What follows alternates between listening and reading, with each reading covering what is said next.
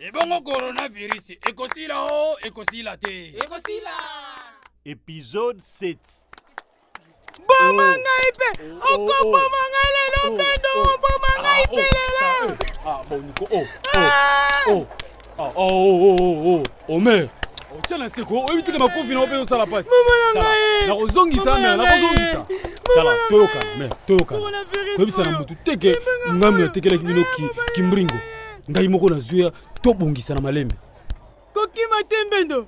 Yaka koboma ngai kokima tembendo. Mama na ngai. Makamnini ona milukeli. Oh, ngai mbendo na sengeli kimia na zana kimia. Soki bayebi ke ngai mutu na tekela kimbringo wana nzambe.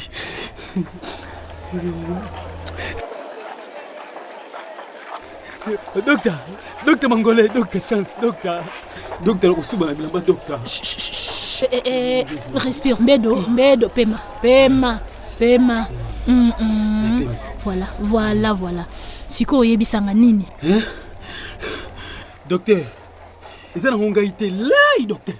Eza ngai te docteur. Namoni na libanda bato batondi, bato nyonso bafandaka na lopango babimi bazokima. Balobi kasika mobali ya ntoya azwi coronavirus.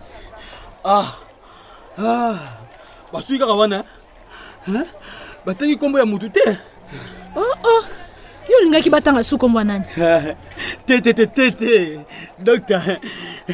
Émotion mutu comment ça langa boy docteur, ça ka émotion. Respire Mbedo, calme-toi d'abord, calme-toi. Kimia. Bon, siko oyebisanga. Yo monito ya nakasika? Docteur Mangolais.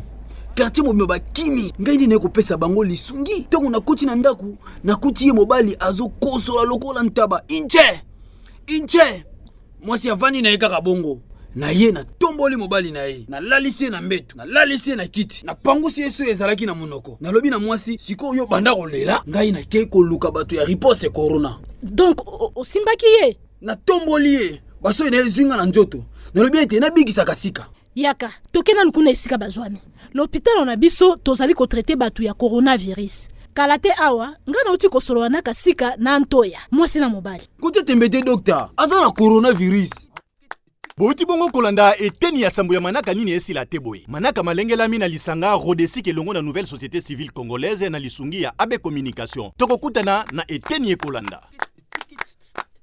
Ebongo coronavirus ekosila o ekosila te. Ekosila.